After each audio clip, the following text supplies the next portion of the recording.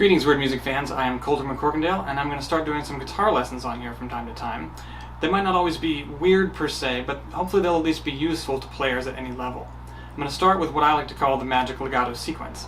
It's a pattern of 6 notes, and you can do it on any string with any pattern of fingers. You could do it any 3 notes really in a row and on any scale. I'm going to do it on the high E string, starting on the 8th, 10th, and 12th frets in C, D, and E. Starting off with the pinky on the 12th, pulling off to the index finger on the 8th, hammering onto the 10th, and you can use your middle or your ring, whichever is more comfortable. I'm going to use the middle, back to the pinky, and then back down to the middle and back to the index.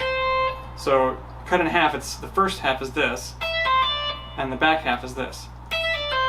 And together it sounds like. For whatever reason, the more that my hand does that, once you get past the initial hump, if you are still developing some finger muscles for that sort of stuff, once you get past that initial hump, you'll find that the hand doesn't get as tired as it would if you were doing, say, a straight ascending pattern like this.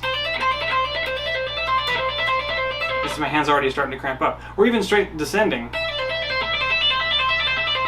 It just gets harder and harder the longer you go.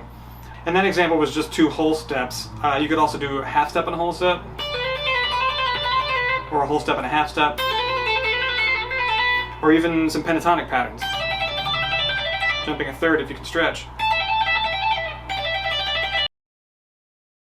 But a quick note about doing it as a whole step and a half step with the ring and the pinky.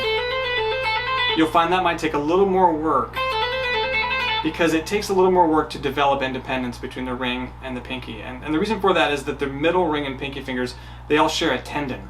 They're all connected to each other more so than the index finger is. I noticed that there's a pattern in Fracture, from Anthony's book, Failure to Fracture. There's a sequence in Fracture that goes like... And that last few notes is all middle ring and pinky.